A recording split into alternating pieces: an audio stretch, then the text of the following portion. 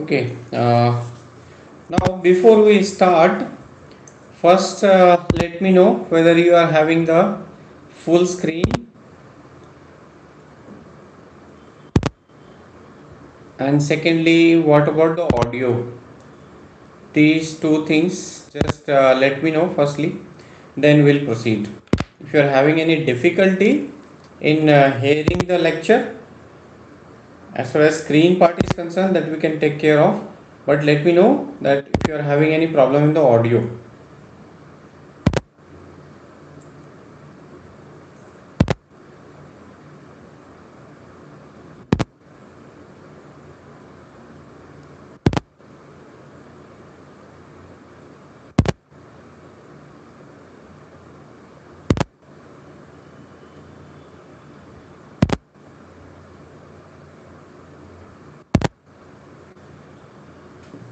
Let's just confirm it, then we'll proceed.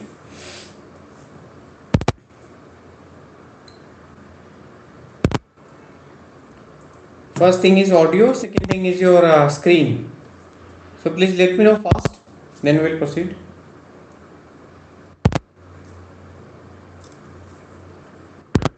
Is the audio fine? And screen you are getting?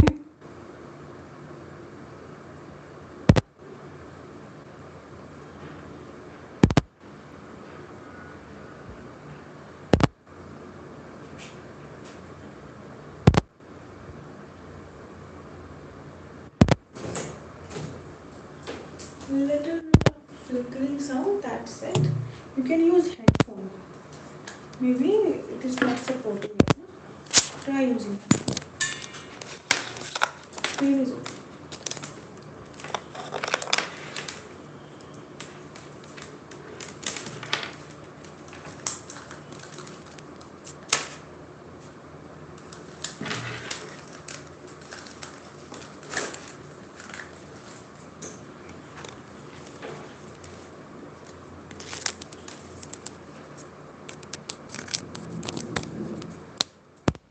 Now let me know fast whether the audio is clear and the screen is fine.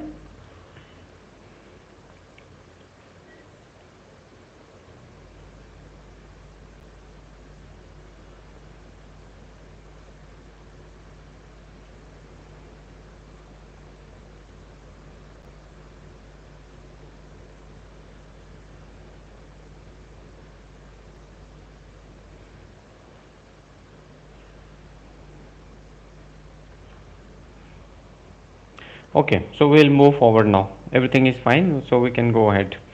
All right, so we were discussing about the strategy. The thing is that there is no point keep on studying. See, if you want to study, really do want to have a PhD, for that the approach is different. And if you want to clear the exam, the approach is absolutely different. Now, when I say this, it doesn't mean that you should not study. You should study in depth, but you should focus more on the concept and the application part. The concept we clear in the class very clearly, and as far as application is concerned, many examples I give you in the class, then you are also told to follow your own life path, observe, be more observant, and then only will have a better marks in ethics paper. Because ethics paper is still a mystery for most of the students, many of the faculties also, and because of the first and foremost, they don't have a good communication skill. Even if some of them understand, they don't communicate it. As a teacher, if you don't communicate the things to the students, they won't be able to get it. So we'll proceed in our own way. So you should have the confidence that we are going in the right direction and we have an upper edge over others. Okay, so we'll start with the new chapter, and our chapter is called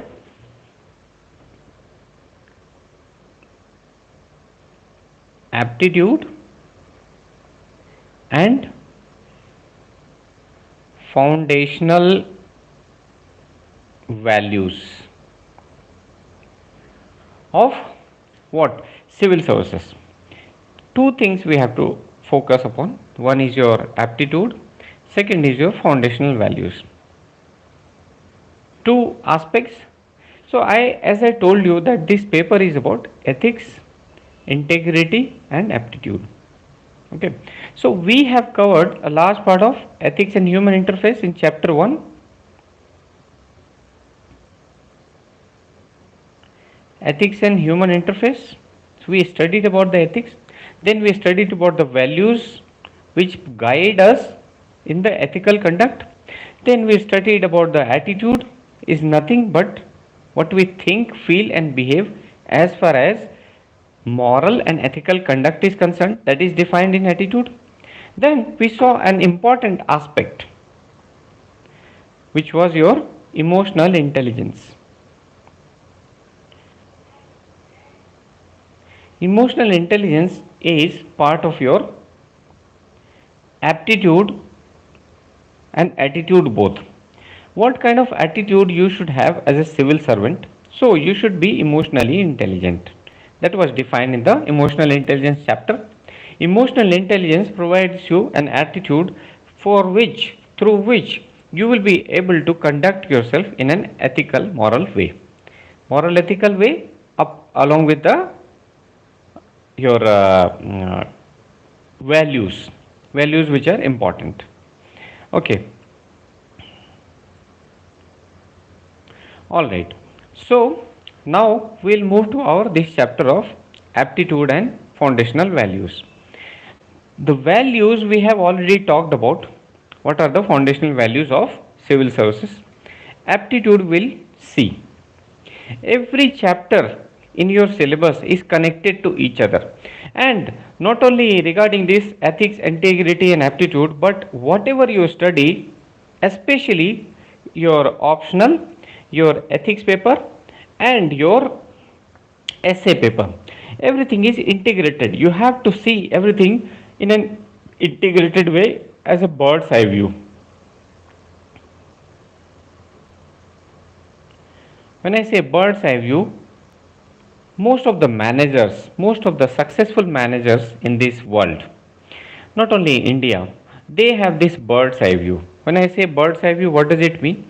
You most of you might have definitely traveled through the flight. You must have taken flight. So when you look at the surface while you are flying, what kind of picture you get? So many houses here, few cluster of houses here. If it is a city like Delhi, then only a little bit of patch will be there. If a river is flowing, that will be shown. So that eye view you should have, broad picture. Then you should also be ability to an eye for detail. When I say eye for detail, what does it mean? It means that you should be able to see, first of all, broad eye view you have taken. In that broad eye view, you have taken the broad eye view, the broad picture. Suppose these are the four important factors. Out of this, you found that this is the most important of that. You will take this factor, go into the details of it.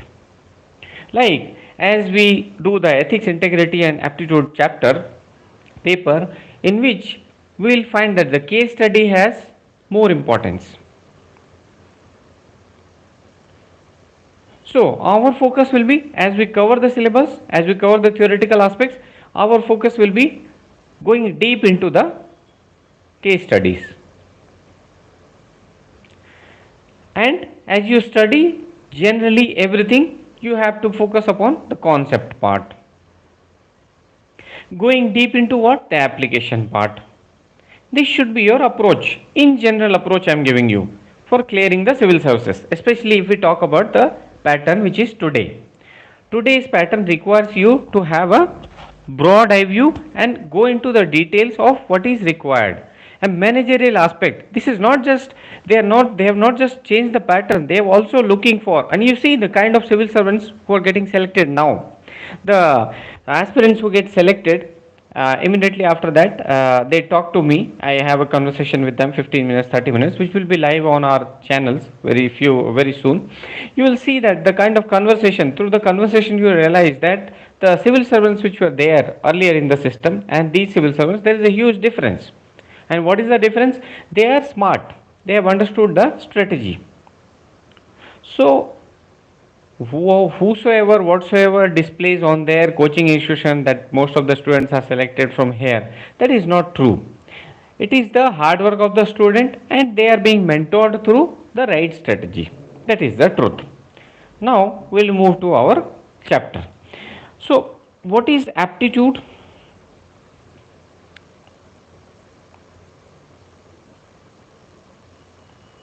Aptitude in general is your natural ability to learn new skills. And you see how relevant it is when the ethics integrity aptitude paper talks about your aptitude and when you are judged in this paper of CSAT, Civil Service Aptitude Test. These two are connected. There is no difference. Through the Civil Service Aptitude, your numerical and verbal abilities are checked.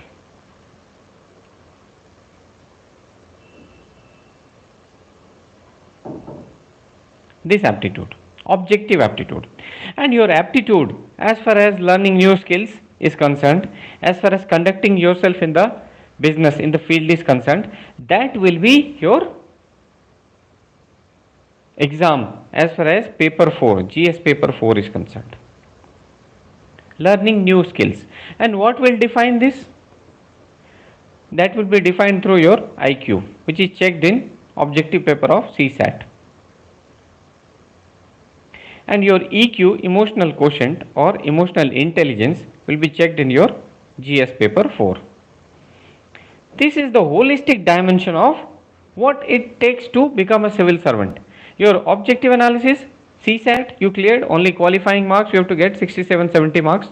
That is quite easy if you apply your reasoning, if you just energize your reasoning faculties. The thing is that most of us have the reasoning capability, but we don't apply our mind. Suppose you are going to catch your bus or metro or go to any public transport, go through. So, to catch the public transport, you are going from your home. This is your home. From there, you are going to your public transport system. Which way should you take? Whether you should go this way or that way, it will be defined by the time you have taken. How much time you take. You should be intelligent enough to realize that there is a factor of time. Then there is a factor of safety also. It's not just that you should go and catch your bus. In between there is an unsafe zone through which you are going. So that also you have to take care of. You will have to see that while going there are no street dogs. All this analysis, if you do, just sit with yourself with a diary, if you just point out these factors, you'll realize that this way is better or this particular way might be better. This is called energizing your reasoning faculties, which we never do. We are just driven by something which is given on the news channels, something which is given on the WhatsApp forwards. Just see, a bit of analysis will clear all the air around. A bit of analysis. The analysis should be done in an intelligent manner, in an emotionally intelligent manner. Okay, so this is the foundation, this is the idea of aptitude. When they say what is the aptitude, I have already told you what kind of aptitude civil servants should have. Civil service aptitude. And if you remember, everything has been covered in the first two classes itself. Civil service aptitude is nothing but first is your managerial aptitude. If you remember, we had talked about it. Managerial aptitude is the one thing which you should have. And what does managerial aptitude mean? I have already talked about having a bird's eye view, going into details of something which is very significant, which is called and management by exception. I'll talk about it just in a bit of time. I'll talk about it. So your managerial aptitude, then you should have that legal rational aptitude.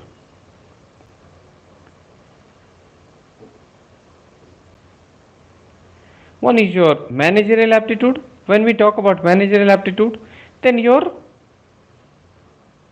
these things.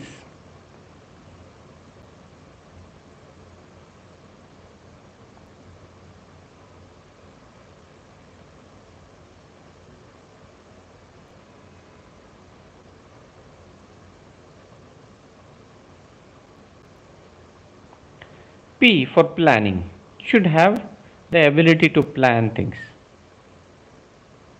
You should have the ability to organize things. You should have the ability to do the staffing, planning, organizing, staffing, POS. Three activities you should know. What is planning? Whenever you have to complete a project, you will plan what we'll be doing in the long term, what we will be doing in the short term, what will be the calendar in the whole year, what we are supposed to do in the 6 months, what goals we are supposed to reach. Then on a weekly basis, bi-weekly basis, weekly basis, daily basis, this is your plan. What will be your objectives, what you have to meet, what goals you have to meet, that is. Then organizing. What is organizing? Putting up the structure, putting up the building, putting up the office, putting up the people. When it comes to people, this is staffing. So planning, organizing and staffing, POS we have covered. Then will come your DCORB.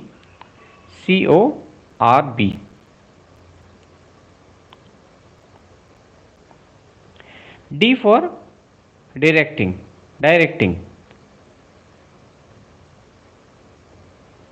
What kind of directions you will give to your staff.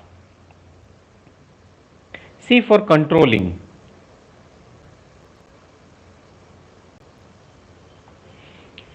How will you control them? What will be the checks and balances? There will be regular meeting, so you will see their progress. Okay, and connected with these are these two activities, which we'll see on the next screen. R and B left. This is your reporting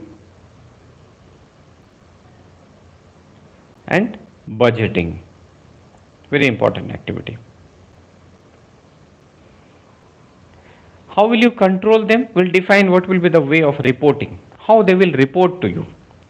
Through regular feedbacks. As you see in your polity, you must have understood that governor gives a fortnightly report. Every 14 days, governor will send the report to the central government. So that is reporting. Budgeting. What is your budget? Actually, the budgeting is the most important aspect. Out of all these, budgeting is the most important aspect, because finance is the lifeblood of administration. Okay, so these are the activities of a manager: planning, organizing, staffing, POS. D is your directing. CO is your controlling. Reporting and budgeting. Post corp. You don't have to remember this, but what you have to understand is that firstly you will have a plan. In your managerial activity, you need to plan. Then you will organize.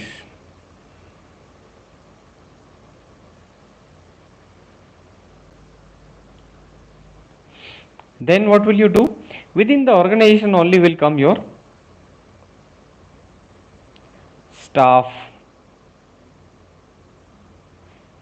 your control activities, or your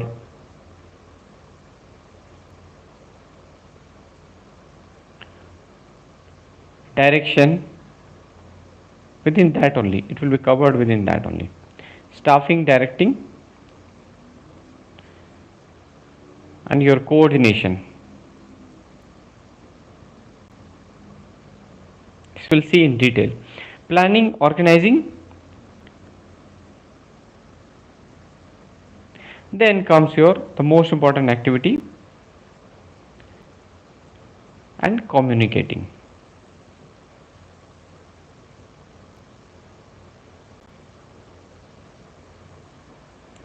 If you don't want to remember the whole post corp, although it's not that big, but still, if you don't want to remember the whole acronym, then you can go ahead with this: planning, organizing and communicating. This will cover everything. You see what you are doing. You have a goal. There is a program, flagship program of Government of India, Beti Bachao, Beti Padhao. What you will do? First of all, you will plan the objectives of this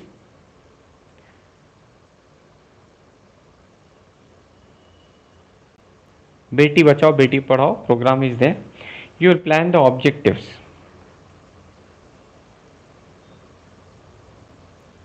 What is the objective?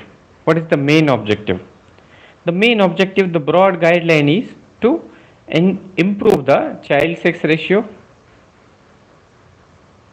to ensure that they are educated and empowered and they live a healthy life. Education, empowerment, this is the main objective. Now, how will we meet the goals? Under the Beti Bachao Beti Padhao program, the objectives are this, broadly defined. The main aspect is to empower them so that they live a healthy life. Within that will come your improving child sex ratio. That's why they are saying Beti Bachao. They have understood that the child sex ratio, the ratio of female child to male child during the infancy 0 to 6 months, they have found is adverse. That's why they are suggesting what? That either equal number of female to male, or if we go by the analysis that the female fetus is much more stronger than male fetus, then we can go ahead with the more number of female as compared to male at the birth and during infancy. Why I am stressing over infancy is that 0 to 6 months is a very crucial phase in which many children used to die earlier. Infant mortality rate was very high. Mothers were also dying in this phase. Mothers were dying during pregnancy. Everything has been taken care of now. It has improved in a visible and significant manner as far as India is concerned. And many of the states who were backward states, they have also improved their ranking. These things you will get through your economic survey. You have to use every ingredient you generate in the general studies paper, in the ethics, integrity and aptitude paper, but in a manner so that you are stressing over the ethical point of view, not only the factual aspects. The factual aspects are not that important. The ethical aspects are more important. Okay, so that you have defined your goals, the objectives. Now you will define your goal. That what is our goal? Objectives you have defined. In 1 year, what should be the improvement in child sex ratio? CSR should be improved from existing CSR. Suppose we have in a state the existing CSR is 921 and our approach is to improve it to 940 in a year. This is our goal. 1 year goal. Likewise 6 month goal, monthly goal. Everything will be defined. This is part of the planning. Then after you have planned it, as we have seen in this, then we'll come to the organizing part. In that organizing part will come your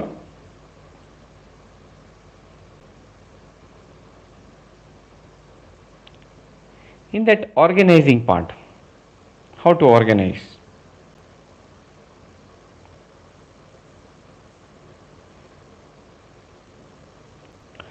First we will see, we must have an office, the infrastructure from where it all will be operated. Then the in charge, who will be looking after it, who will be made accountable for this in charge, and other staffs who are below them.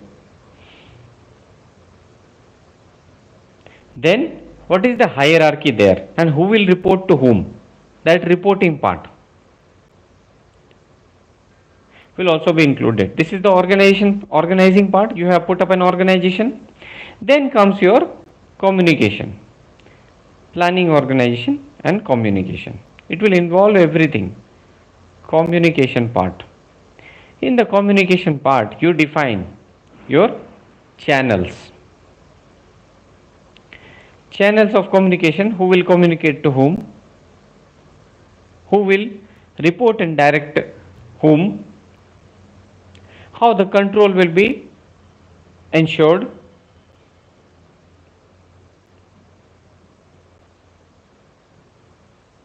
These all is under the communication, different channels of communication, whether it will be like these are the staff. Suppose you are the district magistrate, DC.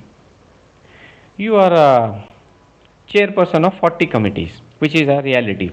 In districts, the DC is generally chairperson of heads the 40 committees, around 40 committees. It's a huge amount of work. So definitely you cannot oversee each and every work. In this context, we'll discuss our management by exception. And you know, these things you have to imply in your life also. I'll give you examples. So DC is looking after so many committees. So DC does not have work. So what DC will say, he will have 3 people looking at the project. This person is looking at the technical aspect, chief technical officer. This person will see the operating aspects, chief operating officer. And this person will look at the marketing and other activities. CTO, COO, or you can say, because the DC himself is the CEO here, chief executive officer. CTO, COO, CMO. Okay, so these 3 people are looking at each and everything.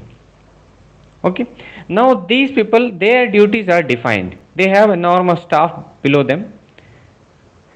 They also have many staffs. This channel is defined. How will the communication take place? The communication from these staffs, they all will communicate to their officer, CTO. Here these staff will communicate with the chief operating officer and the marketing people. How to see, this is important. The programs, flagship programs of Government of India should not only be in the paper, but it should be marketed also. Common man, each and everyone should know it.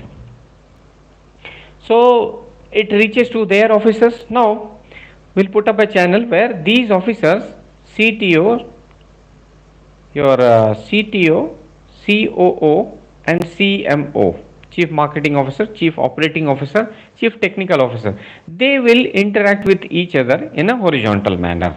They can interact with each other in this manner. Fine. Now what goes to the DC? It will be defined by something which is called management by exception. Now the DC will state it clearly that don't bring each and everything to me. Most of the successful managers use this management by exception.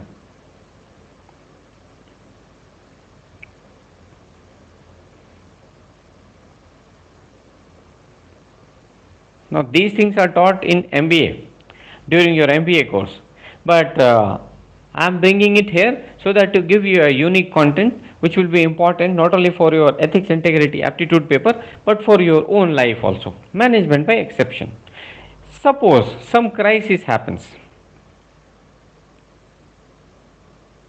Some people, as the staff goes to the village to talk about Beti Bachao, Beti Padhao,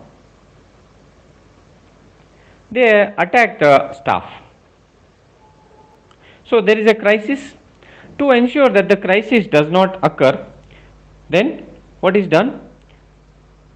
The staff will then talk to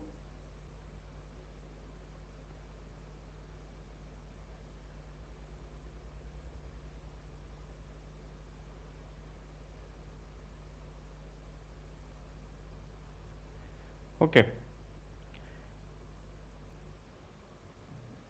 The staff who was attacked by villagers, they will talk to your concerned person. Here in this case, there may be, the officer may be CTO or COO or CMO. As they report to the CMO that, sir, our staff was attacked in the village, the CMO will bring this to the notice of your DC, that see, there is a law and order situation. The DC will talk to SP, take care of the situation, this is happening. Exception, crisis, only crisis, catering to the crisis. Or if in the management when there is a CTO, the COO, and CMO.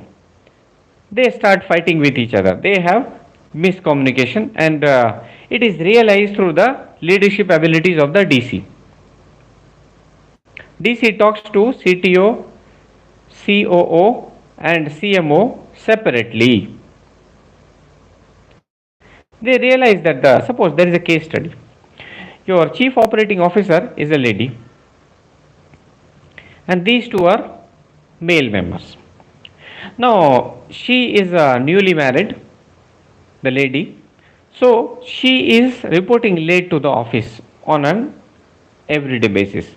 The CTO complains that I have already forwarded the app which is required. I've already forwarded the specification of website, but from the CEO's office, no reportage has been done. They have not taken any action.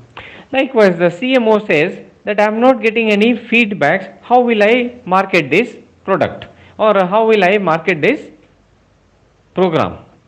I have not got any feedbacks from the CEO. Now they start complaining about her to the DC. DC, being an emotionally intelligent person, calls the CEO,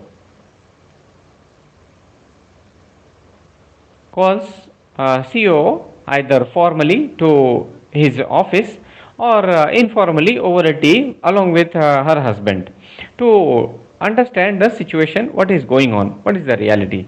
And they come to know that they are going through some problem in their marital life, in their family life. So DC, being an emotionally intelligent person, tries to solve it.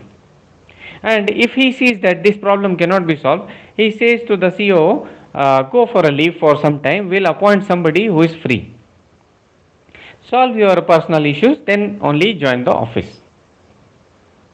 Or DC may also help through his wife, also involving his wife and other juniors, to give them some counseling so that their life goes easy. Once your personal life goes easy, you perform better in your office.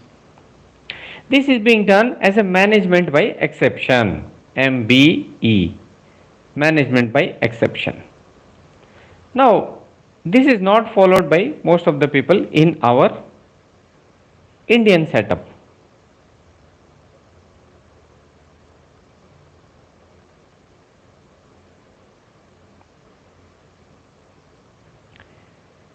Most people here, they will poke nose into everything, every minute details, every minute activity. What is the problem with most of the leaders in our Indian context? It happens everywhere. You talk about the institutions, you talk about organization, private, government, whatsoever. Only a few have that healthy mind, something which is called delegation. Delegate your power. But here, people are generally power mongers. Everybody wants to have a power. Everybody wants to make his or her presence felt.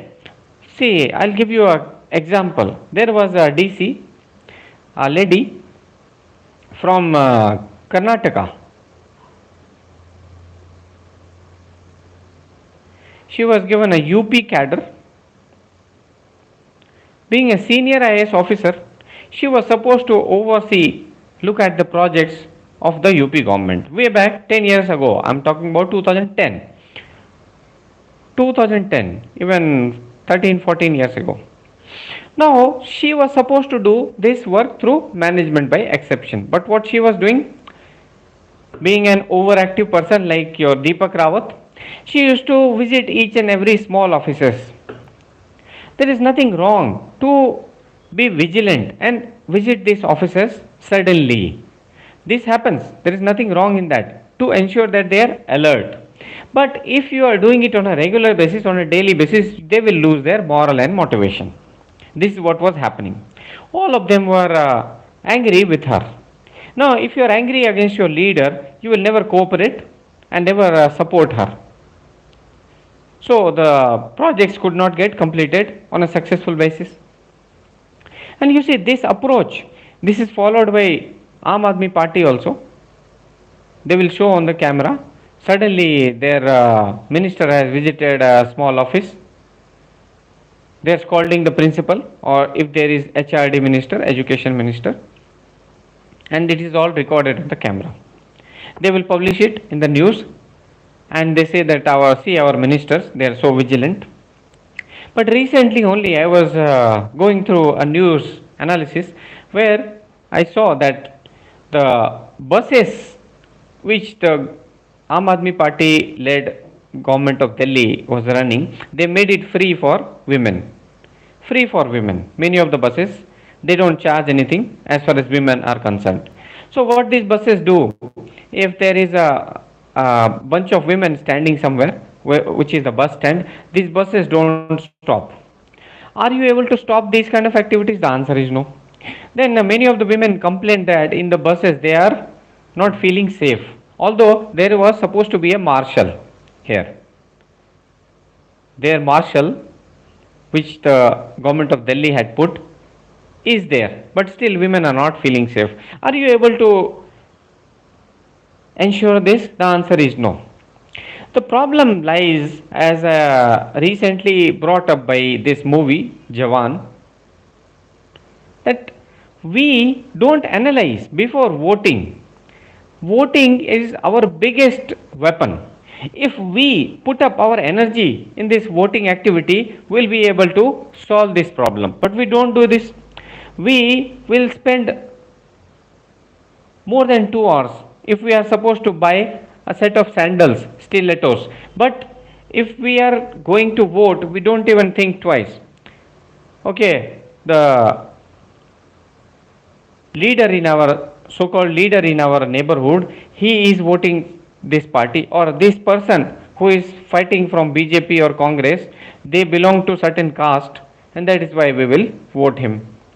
The prime minister is from Gujarat, so all people from Gujarat, who, whether they are businessmen, whether they are in government services, they all will vote for prime minister's party. This approach is faulty. When people start understanding that caste, creed, religion, these things are not important. What is important? How many chapatis are on your plate? What kind of security have you achieved?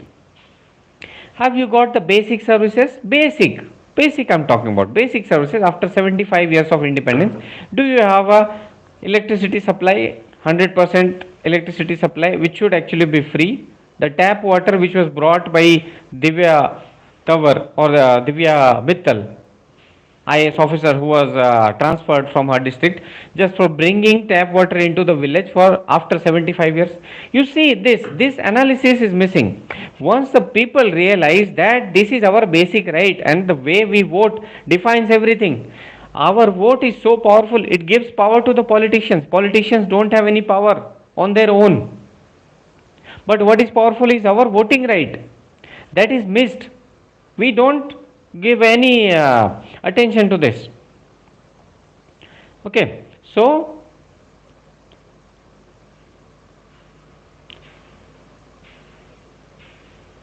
here I was talking about the management by exception.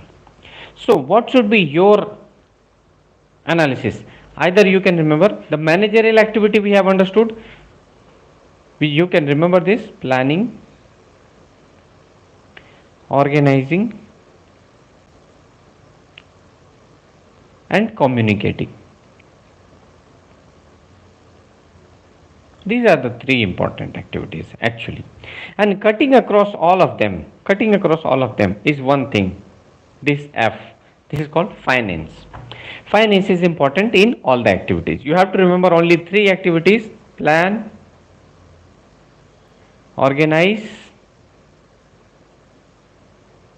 and communicate.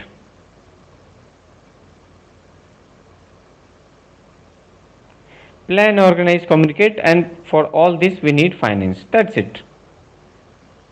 Whenever you are doing managerial activities, it is advised that you follow this M, that is management,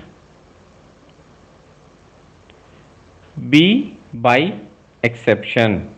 Only exceptions, not micromanaging it. If you micromanage it, you will not have time to look at the broad eye view, because you are a leader, you are a visionary, you have a different perspective.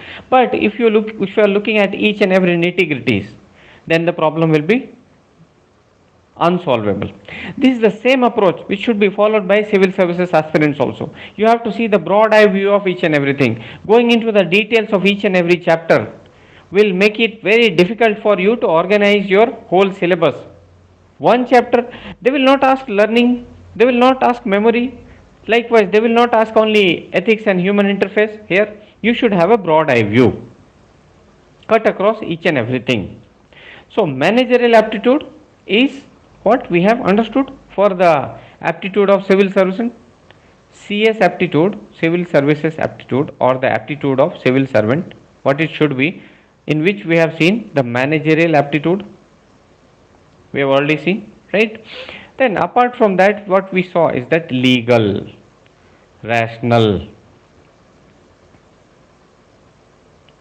aptitude.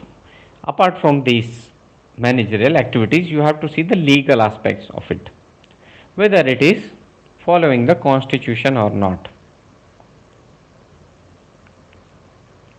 or are different laws like civil service conduct rules.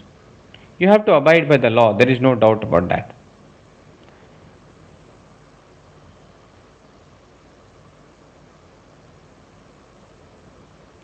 Likewise, many other bylaws or laws can be there.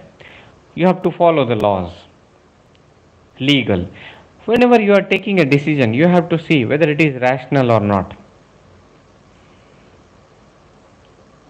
And what is rationality in terms of public services? It is defined by whether it is catering to the public interest or not. That is the rationality. It is catering to the public interest or not.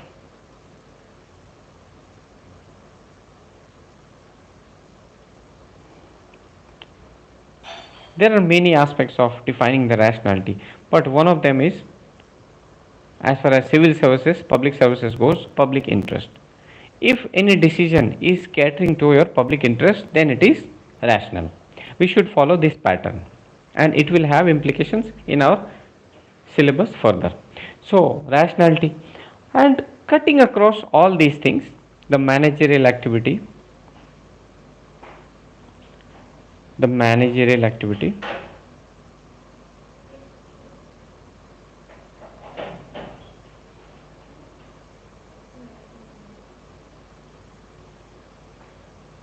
is your compassion, is your compassion and empathy.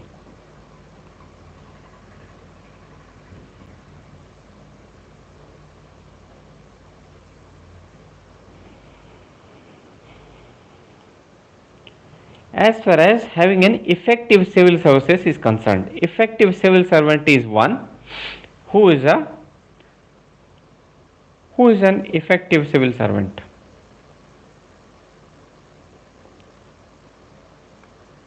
Who is an efficient manager?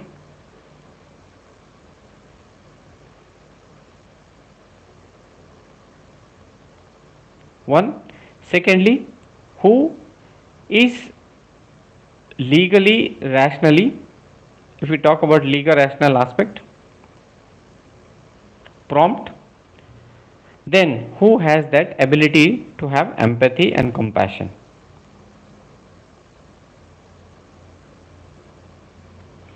The empathy and compassion part. If these three things are addressed, the efficient management, which involves your planning, organizing, communicating, and supported by the finance, POC only, then you should be following the laws of the land, constitution especially, then your other laws and bylaws, then you have the empathy or compassion, then you are an effective civil servant. This aptitude you have to follow. It is not only the problem solving aptitude which is important, but you should follow these laws, then you should also have the empathy. This is the core of the aptitude of civil services, as far as civil services aptitude is concerned. Now, another aspect apart from aptitude which is mentioned in our syllabus is your foundational values. And now, which are the foundational values? What do we mean by foundational values? When the foundation of Indian civil services was being put up, we brought the structure of civil services from the British era. Whatever British were ruling us, whatever structure they had, we bought the structure from there. But we did not follow the process and behavior. As I have told you, to analyze anything, you should have these three factors: the structure factor, the process factor, and the behavior factor. So we brought the structure from British government, but we did not follow the process and behavior in our Indian civil services. Earlier it was called ICS, now it is IAS, IPS, IRS, and various other services, all India services. So, in all India services is your IAS, IPS, and then Indian Forest Services. These three are the all India services.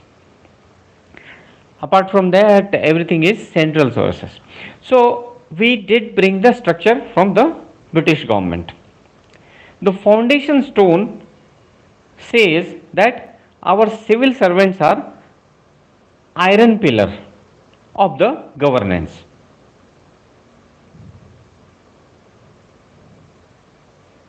Okay, steel frame of the governance. Steel frame.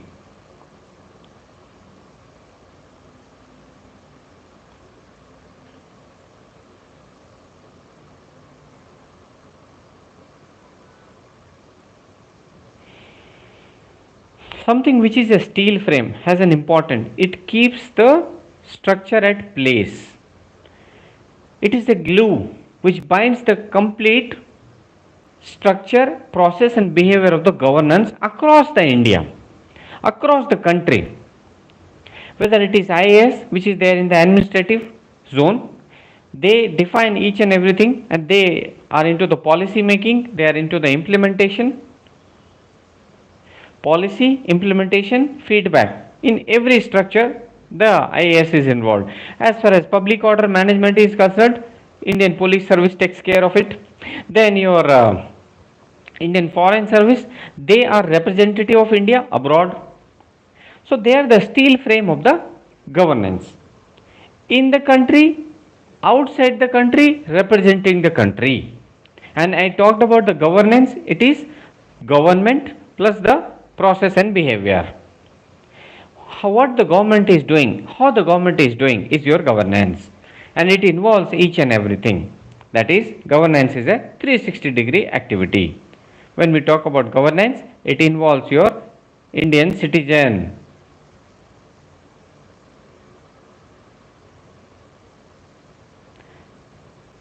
Indian citizen, it involves your judiciary, it involves the politician,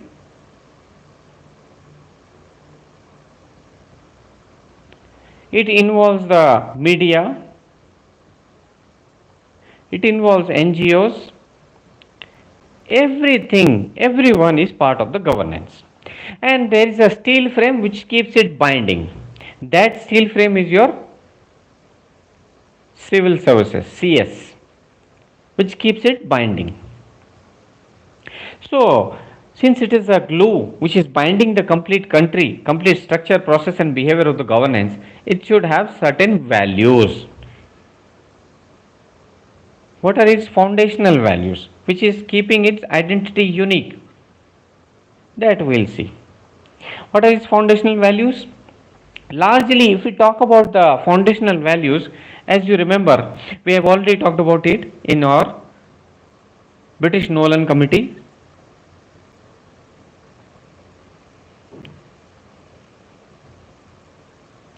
British Nolan Committee report, which gave certain foundational values, more or less the same thing which we are following even now.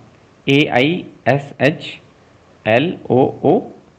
What was there? Accountability, integrity, selflessness, honesty, loyalty, openness, objectivity. This you should remember, memorize. This you must remember, the 7 values.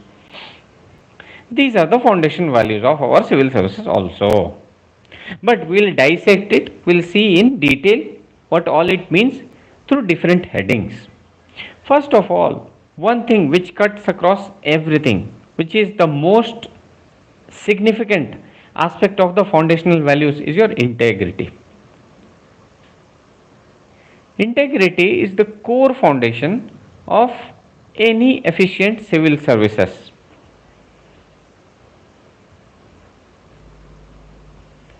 What is integrity? We have already talked about. When we talk about the integrity, basically we are talking about two types of integrity as far as civil servants are concerned: the moral and intellectual.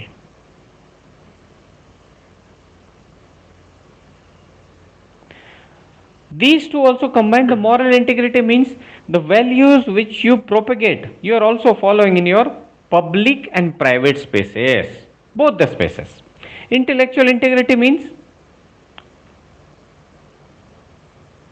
the things which you propagate, the knowledge foundation of your own is based on humanitarian values. Intellectual integrity. Both of these things mean what?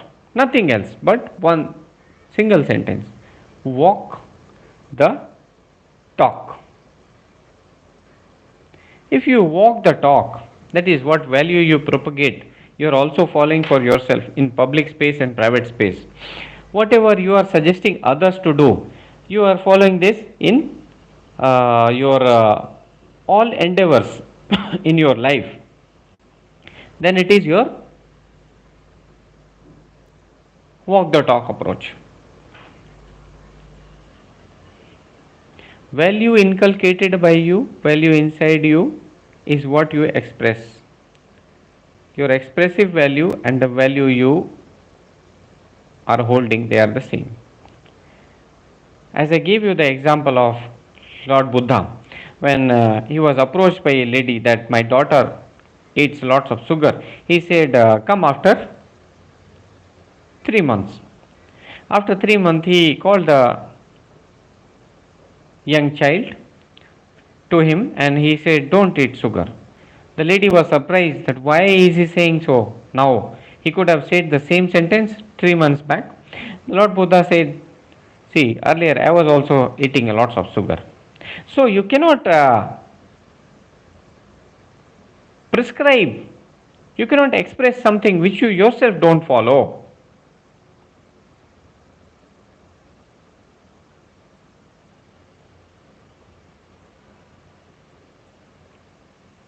This is the most significant aspect. You are telling others to do which you yourself don't do. That is lack of integrity.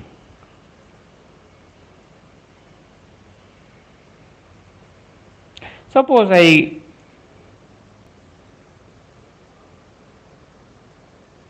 talk wrongly about someone. Somebody is very famous, suppose, right? Few teachers, they are very famous. And I, being their competitor, I start talking nonsense about them. Is it integrity? The answer is no. Integrity is being fair. We'll see the elements of integrity. Integrity is you are fair and objective. If somebody is good, you have to give the appreciation to the person. And most of the people with ethical values, they follow this approach. They are objective in their approach. They analyze each and everybody. They analyze themselves. If there is a weakness in them, they will express it.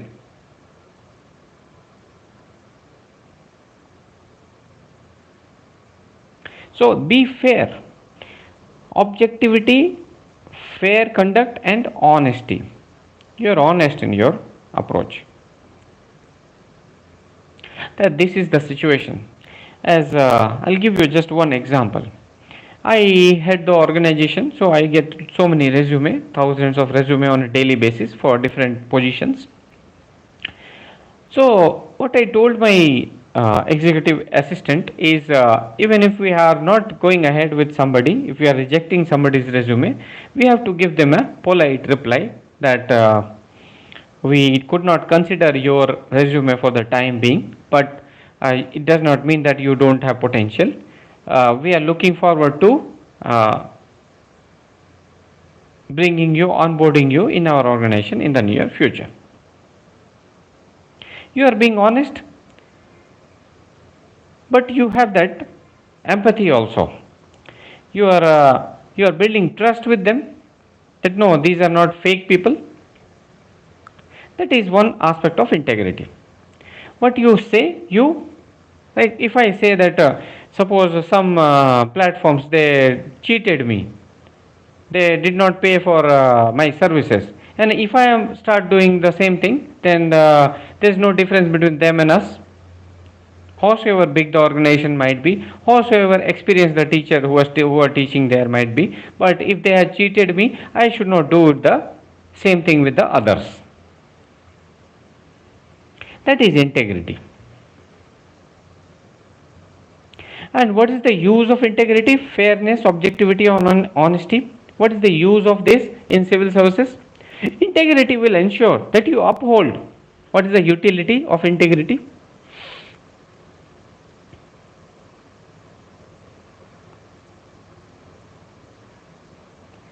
One is it helps you to uphold rule of law.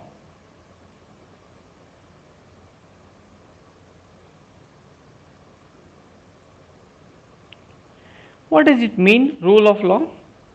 Rule of law is, first is your legal principles. Whatever the law says, you are following whatever the law says, according to the law. So you have a framework, a benchmark, according to which you are conducting yourself. Legal framework. Then there is something called natural justice.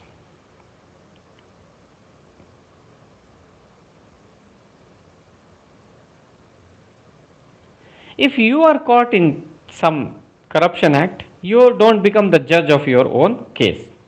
As what happens, we are the best judge of our case and the worst lawyer as far as the case is against us. Because we don't counter against us, we are always countering others' point of view. When you become the best lawyer as far as the case is against you, then only you are being integral. Then is the integrity displayed. And be the worst judge, and rather don't even judge if the case is against you. That is natural justice. You cannot become the judge of your own case. You have to uphold the legal aspects. Rule of law. You have a benchmark, you are conducting yourself according to that, so that gives you an integrity. Because why? How it will help us in being integral is that you will have a uniformity of conduct.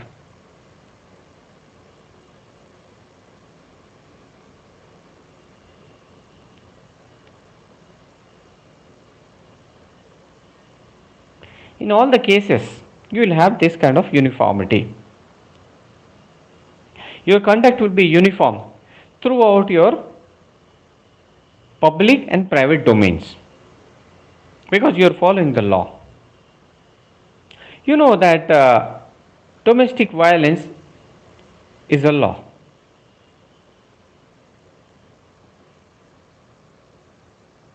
You are a public officer, you are following this, and you have been made the in charge Indian Police Service, the SP of your district, and you are doing this domestic violence. That is not being integral because you have to follow the rule of law.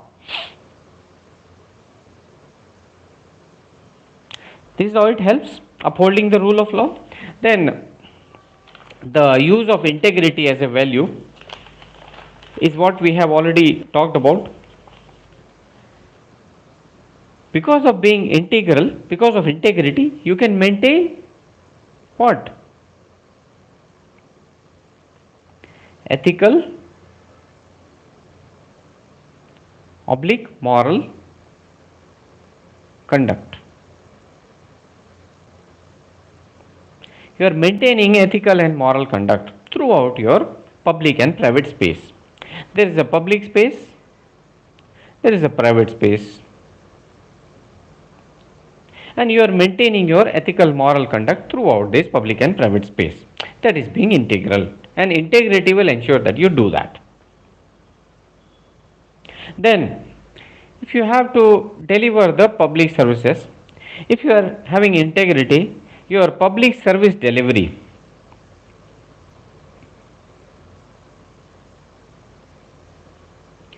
your public service delivery will be efficient and effective.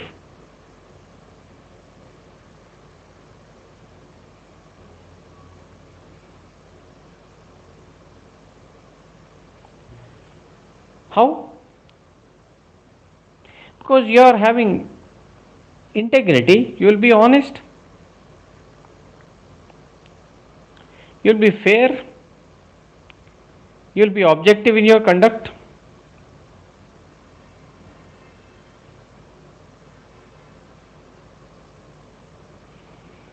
You will be honest, fair, and objective in your conduct, and that is why your public service delivery will be efficient and effective.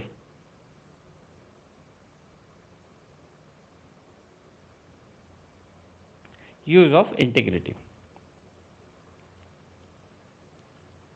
If you ask me, what are the ingredients of integrity? What are the ingredients of integrity? How should we judge a person is having ingredient of integrity or not? What are the determinants of it? What does it constitute of? The integrity constitute of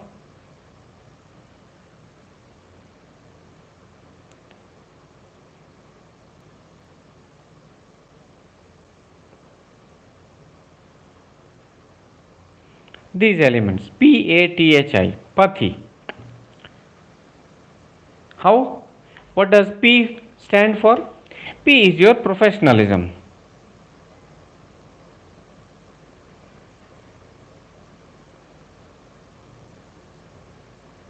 What is A stand for? A is your accountability.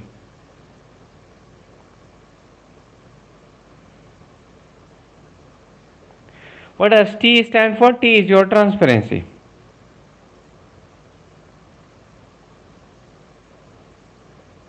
H is your nothing but honesty, and I is your impartiality.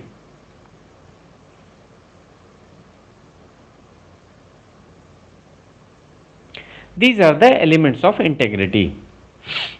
Integrity is the most important, the core foundational value of civil services. Utility of integrity is in upholding the rule of law, it to ensure that you maintain uniformity in your ethical moral conduct as far as private and public space is concerned, to ensure that you have an efficient and effective public delivery system at place. You need to be integral. Then the determinants of integrity, how will you judge a person is having integrity or not, are these. PATHI.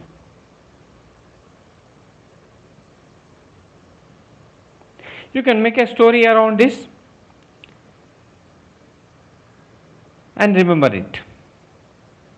Every Pati has to be integral. The conduct of a Pati has to be integral.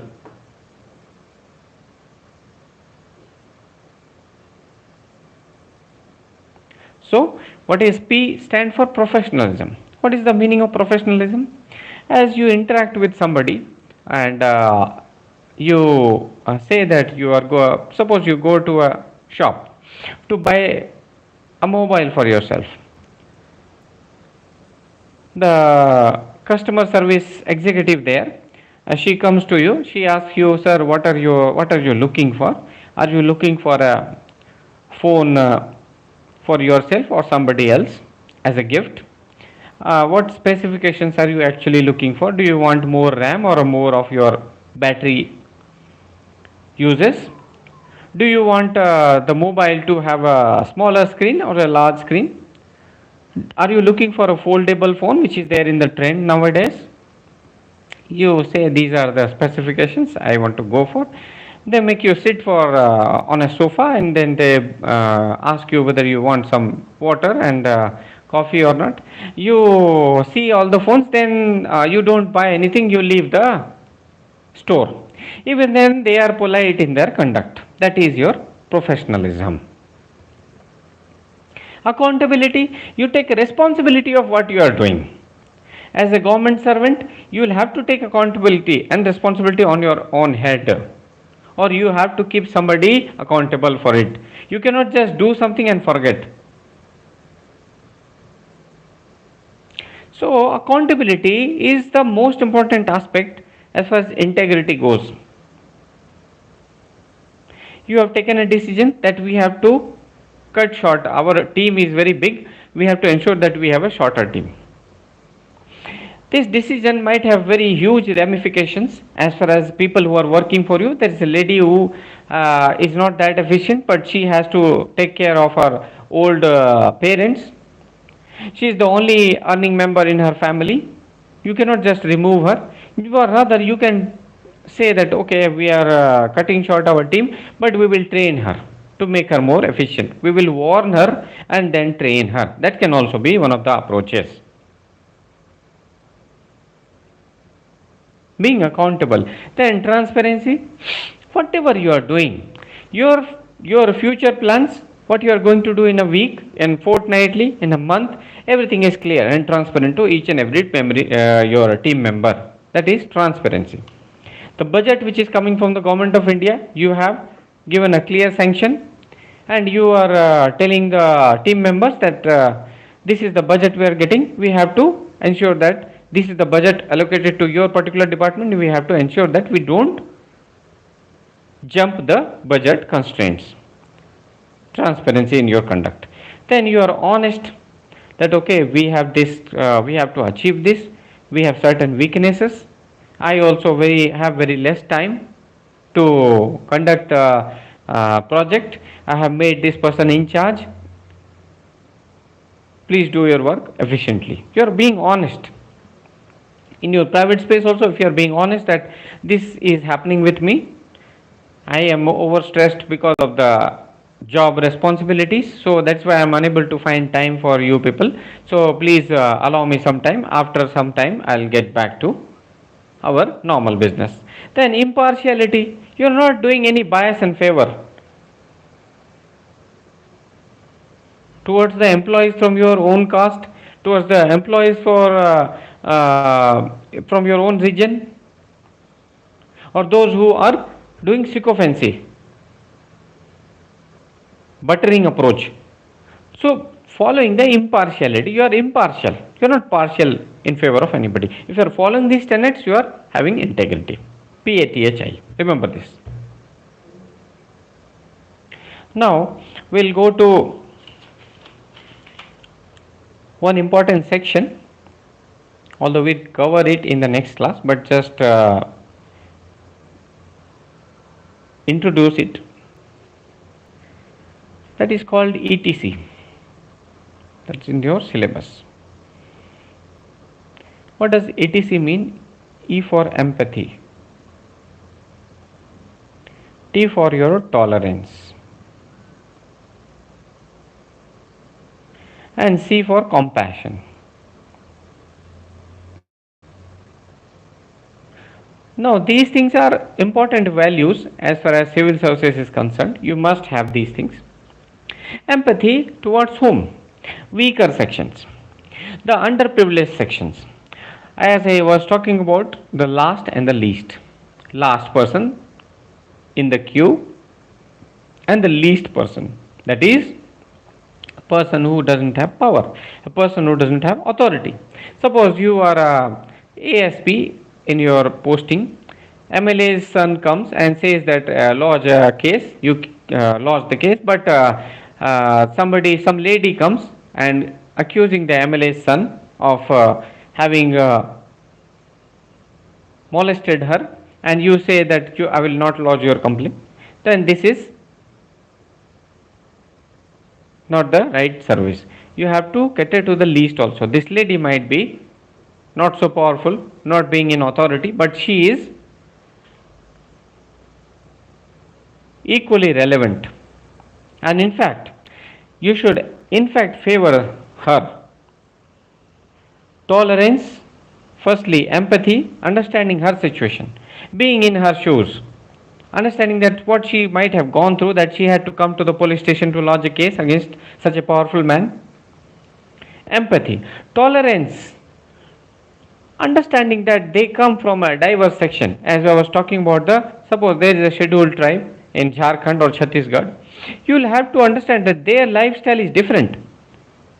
You have given them buffaloes so that they can milk the buffaloes and sell this milk product, and revenue earning will be there, but they eat the buffaloes. You did not know. They don't live in the houses which have doors which it is not half of their height. They don't want to enter their house which has the door is of the same height which is their height. They enter the house through a door which is half their height. You will have to appreciate this diversity, tolerate that they may be having a different temperament, and cutting across everything, compassion, a genuine humanitarian love against each and everyone, in favor of each and everyone. When you have compassion, as I was talking about, when we are doing the values, we have understood the utility of compassion. Mother Teresa, Gautam Buddha, Gandhi ji, Martin Luther King, Abraham Lincoln, all of them, they taught compassion. Understand and appreciate others' viewpoint, and if you have a genuine compassion against all living and non-living things also, then this all will be taken care of.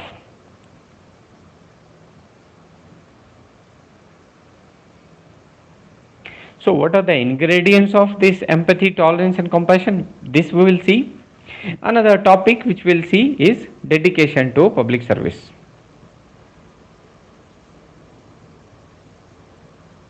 Dedication to public service or dedication to public interest.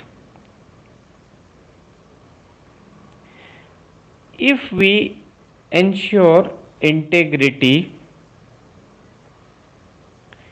if we ensure ETC, empathy, tolerance, compassion, in favor of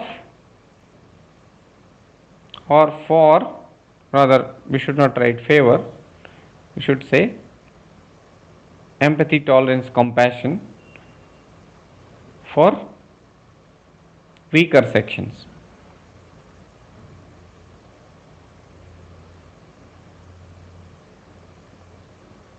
Then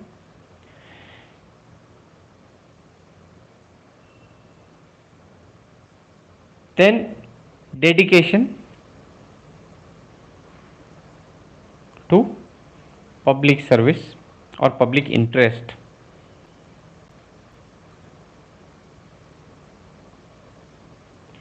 If we can ensure all these three, integrity, empathy, tolerance, compassion and dedication to public service, then the foundational values of civil services are catered to. All these things are subsumed under these headings only. We have already seen integrity in detail. We'll see these two topics in the next class. Tomorrow won't be an ethics class. We will have an essay class tomorrow. Then Sunday we'll have another test as far as essay goes, and I want to see what you have understood in the essay department. And for the ethics we'll have another test, again a partial test on the Sunday we will have ethics and essay both tests. For psychology, those who are in the psychology batch as well, for psychology we will have the test when we are done with our we have already done with the introduction, we are done with the research methods of psychology. When we are done with the research methods and measurement of individual differences, these two chapters, then we will have a combined test, so that you have a better understanding of what psychology is going into, which department we are going into. Then we will go and see the combined approach of cognitive and social both. We will not separate the cognitive psychology and social psychology, and unlike other teachers who teach only cognitive psychology, that is not my approach. I know everything in clear and detail, so I'll teach cognitive and social both in a collaborative manner. And then we will conduct a test which will see how much insight you have developed in your cognitive and social departments. Then we'll see the applied part of it. We'll keep seeing the applied part of it, covering the paper 2 also along with that. So by December end we should be able to finish our courses, and a few things which are left will cover in mid January. So January end will be done with the test, with the understanding each and everything. Meanwhile, I'll be also launching my full course of psychology plus essay plus ethics offline batch. It may be there in the mid of December or end of December, as it suits us. Thank you very much. We'll join you in the next class of ethics, which will be held on coming Monday. Tomorrow the class will be held in the same time for essay. Thank you very much.